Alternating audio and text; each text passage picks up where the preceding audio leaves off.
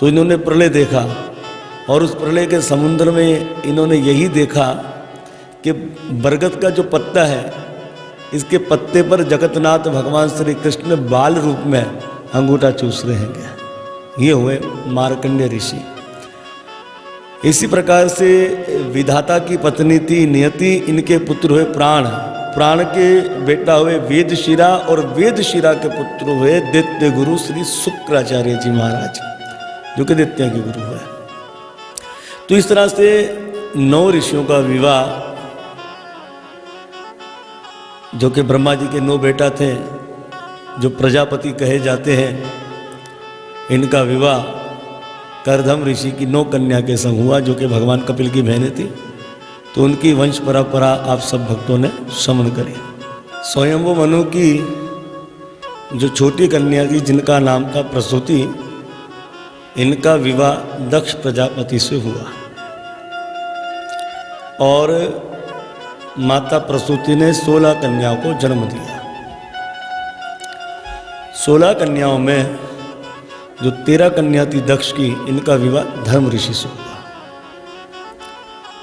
धर्म ऋषि की 13 जो पत्नियां थी, जिनमें इनकी पत्नी थी शरदा, जिनसे पुत्र जन्मे शुभ।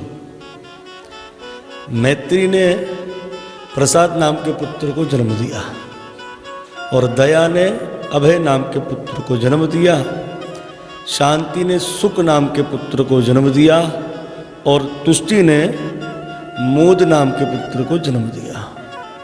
पुष्टि ने अहंकार नाम के पुत्र को जन्म दिया और क्रिया से योग नाम के पुत्र हुए। उन्नति के पुत्र दर्प हुए और बुद्धि के पुत्र अत्र हुए। मेधा के पुत्र समृद्धि हुए और तितिक्षा के पुत्र शोम और हिरिम हुए। लज्जा के पुत्र प्रशय और विनय हुए। और जो धर्म महाराज जी की जो 13वीं पत्नी थी, जिनका नाम था मूर्ति, तो मूर्ति देवी ने साक्षात नर नारायण भगवान को जन्म दिया। तो नर और नारायण भगवान जो है, ये मूर्ति देवी से अवतारित हुए। आज भी जब बद्रीनाथ के दर्शन के लिए जाते हैं और बद्रीनाथ से आके जब स्वर्गारोहण की जो यात्रा है, उसके रास्ते में आपको मूर्ति देवी का जो है वो मंदिर दिखलाई देगा। आज भी भगवान नर और नारायण अपनी माता मूर्ति का दर्शन करने वहाँ आते हैं। तो यहाँ हुए भगवान नर और नारायण।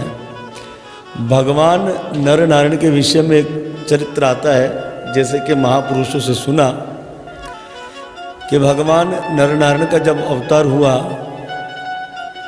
इससे आगे बद्रीनाथ पर सहस्त्र कवच नाम का एक असुर था, वो रहता था। और भगवान बद्रीनाथ की यही इच्छा थी कि मैं इस असुर को इस पावन धाम से भगा दूं, खत्म कर दूं। ये असुर ने शंकर जी का तप किया था।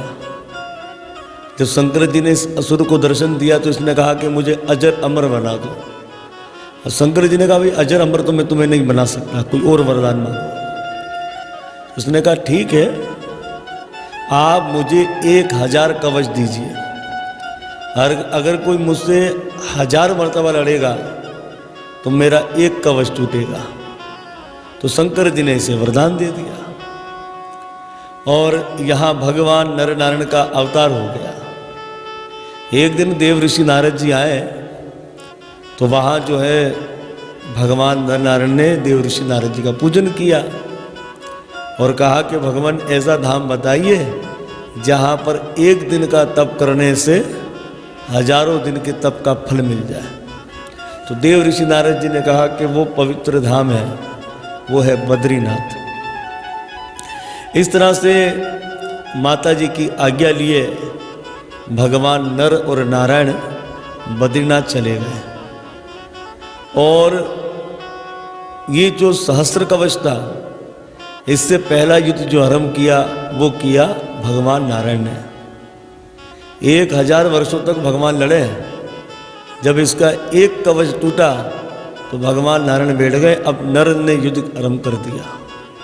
इस तरह से इस असुर के 999 कवचों को तोड़ दिया।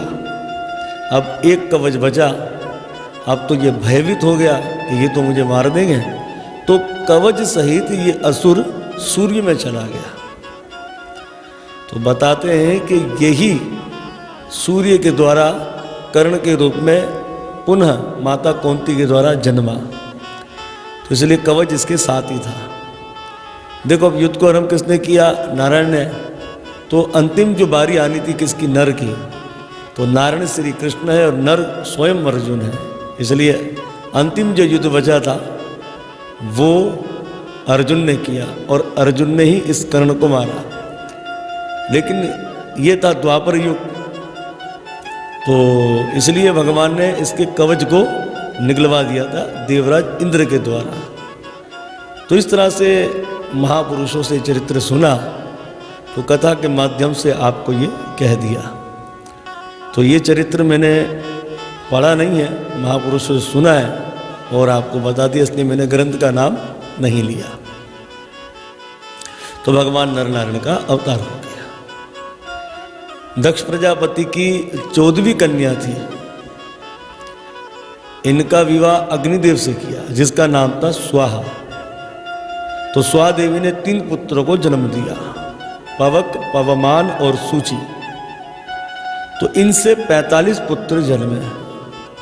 इस तरह से अग्निदेवों की जो कुल संख्या है वो 49 है। तो 49 अग्निदेवों की संख्या है। 15वीं कन्या थी जिनका विवाह दक्ष प्रजापति ने पितरों के संग किया, जिसका नाम था सोधा। सोधा की 2 कन्या हुई, वयोना और धरणी। दक्ष प्रजापति ने अपनी 16वीं कन्या सती का विवाह देवादिदेव महादेव जी के संग किया, पर इनकी कोई संतान नहीं थी। विदुर जी महाराज जी ने संत मैत्री ऋषि से कहा कि हे मैत्री ऋषि, सती तो सबसे लाडली कन्या थी, तो आखिर ससुर जमाई में ऐसा क्या हुआ कि जिसके कारण सती ने अपने शरीर का त्याग कर दिया। संत मैत्री ऋषि कहते कि विदुर जी, जिस समय दक्ष को प्रजापति बना दिया गया, प्रजापति बड़ी ऊंची गद्दी है, तो बस दक्ष के अंदर क्या आ गया? अहंकार आ गया। वो कहते हैं कि मान बढ़ाई जब से आई तब से किस्मत फूटी, स्वामी स्वामी भजने लागे और लगन राम से छूटी। अहंकार आ गया दक्ष को। ये सभा में सबसे देर से आया। क्यों? कि जब मैं सभा में सबसे देर से जाऊंगा तो सब लोग खड़े होकर मेरा सम्मान करेंगे, मेरा स्वागत करेंगे। और ये अहंकारी पुरुष के लक्षण बताए गए हैं, जिनके अंदर असुरी स्वभाव होता है, जो कि भगवत गीता में बड़ा सुंदर भगवान ने असुरी स्वभाव वालों के विषय में बताया। सभा में सबसे देर से आया और देर से आने के बाद चारों ओर देख रहा है। क्यों? क्योंकि जब घमंडी पुरुष आते तो घमंडी पुरुष इतने लोगों में चारों तरफ क्या देखते हैं कि अरे कितने लोग मेरा सम्मान कर रहे खड़े होकर, तो चारों तरफ देख रहा था। इसने देखा कि ब्रह्मा जी, विष्णु जी, शंकर जी विराजमान हैं, बाकी जितने देवते सब खड़े हो गए। तो विष्णु जी की तरफ ध्यान किया, बोले ये तो मेरे दादाजी हैं, तो पूजनीय है, कोई बात नहीं, खड़े नहीं हुए। ब्रह्मा जी पर ध्यान किया, अरे ये तो मेरे पिताजी हैं, पूजनीय। पर जब शंकर जी की ओर देखा तो इसे क्रोध आ गया। बोले ये तो मेरा दामाद है, इसे तो खड़े होकर मुझे नमन करना चाहिए। अब तो महाराज दक्ष से रहा नहीं गया। और दक्ष कहता है कि सूर्यताम ब्रह्म ऋषियों में सहदेवा समाज्ञाना साधुना भवता वृत्यम नाज्ञना चा मत सरता। लोग इनको सत्यावादी जतीन्द्रिय कहते हैं, सब झूठ, बेकार है। तो लोग यहाँ वहाँ देख रहे हैं। अरे दक्ष ने कहा यहाँ वहाँ कहाँ देखते हो? ये सामने बेटा शिव, ये नाम का शिव है पर काम का शिव नहीं है। अयंतु लोकपाला नाम, लोकपालों में इसने हमारी इज्जत गिरा दी है। इसे कोई लोक लाज लज्जा नहीं है, इसने हमारी कीर्ति का नाश कर दिया है। ये बंदर जैसे नेत्रों वाला है और मेरी कन्या हिरण जैसे चाल वाली, हिरण जैसे नेत्रों वाली। अरे इस अशुद्ध से, ये शमशान जैसे गंदे स्थान पर रहने वाले से मैंने हिरण जैसे वाली नेत्र वाली अपनी कन्या सती का विवाह इस बंदर जैसी आंखों वाले से कर दिया। ये तो वही बात हो गई जो अधर्मी हो, मांस भक्षण करने वाला, धूम्रपान करने वाला, मदिरा का पान करने वाला, जुआरी हो, अधर्मी हो और उसे वेद का ज्ञान दे दिया जाए। ये तो वही बात है। किसी अशुद्ध को पवित्र वेदों का ज्ञान दे दिया जाए, ये तो वही बात हो गई। अब जब ये बुरा भला खेने लगा, नंदीश्वर खड़े हो रहे हैं। शंकर जी ने कहा बैठ जाओ। अब ससुराल की गाली तो सुननी ही पड़ती है, इसलिए तो गोस्वामी तुलसीदास जी बड़ा सुंदर कहते हैं, हरिहर निंदा सुने जो काना, ओए पाप गहु घात समाना। हरि और हर, हरि भगवान विष्णु जो इनकी निंदा सुने, हर महादेव की निंदा सुने, वो पापी है, अधर्मी है। उसने गौ माता का वध कर दिया है, इतना पाप बताया गया। इसलिए शंकर जी के भक्तों को वैष्णव की निंदा नहीं करनी चाहिए और वैष्णव को शंकर जी की भक्तों की निंदा नहीं करनी चाहिए, यह अपराध है। इसलिए अपनी भक्ति में मस्त रहिए। नंदीश्वर को बिठा दिया। दक्ष बुरा भला कह रहा है, शंकर जी शांत है, पर दक्ष को और क्रोध आ गया। अब किसी से झगड़ा हो जाए तो एक ही अगर टै टै टै करता रहे, दूसरा शांत बैठा है, तो उसे और गुस्सा आता है। इस तरह से दक्ष को और गुस्सा आ गया। अरे मैं अपना गला बैठा रहा हूँ, मैं इन्हें कहता जा रहा हूँ, ये तो कुछ नहीं कह रहे। तो दक्ष को और गुस्सा आ गया और दक्ष ने श्राप दे दिया कि अब किसी यज्ञ में इनको भाग नहीं दिया जाए। ऐसा कहकर दक्ष तुरंत चला गया। नंदीश्वर खड़े हो गए। शंकर जी ने कहा बैठ जाओ। नंदीश्वर ने कहा नहीं प्रभु, हमें शिक्षा लेनी चाहिए, नंदीश्वर से शिक्षा लीजिए। नंदीश्वर से बर्दाश्त नहीं हुआ, खड़े हो गए। अरे हमारे भोले बाबा, हमारे सत्य सनातन धर्म के पंचदेव में जिनका पूजन होता है, उनकी निंदा की जा रही है और तुम सब तमाशा देख रहे हो। यही दशा हमारे सत्य सनातन धर्म को मानने वालों की लोग है। जो सत्य सनातन धर्म को मानने वाला, वो कभी निंदा नहीं करता, वो कभी निंदा नहीं सुनता। ये मूर्ख पापी लोग सुनते हैं। हमें शिक्षा लेनी चाहिए। वो नंदी महाराज जी उठकर कह रहे, अरे ये हमारे भोले बाबा की निंदा कर रहे, तुम खामोश हो।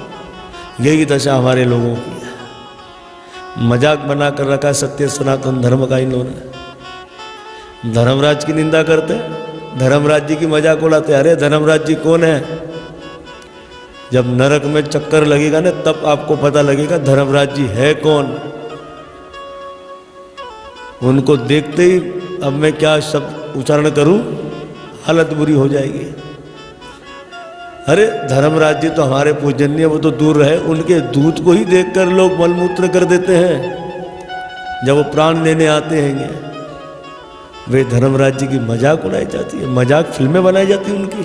शर्म आनी चाहिए। आप सत्य सनातन धर्म को मानने वालों को शर्म आनी चाहिए। धर्मराज जी कौन है? अरे वाल्मीकि रामायण के अंदर लिखा है, रावण दिग्विजय पर गया, यमपुरी चला गया, यमराज से रावण ने युद्ध किया। अरे यमराज जी ने काल दंड निकाल लिया, ब्रह्मा जी ने हाथ रोक दिया। ब्रह्मा जी ने कहा अरे धर्म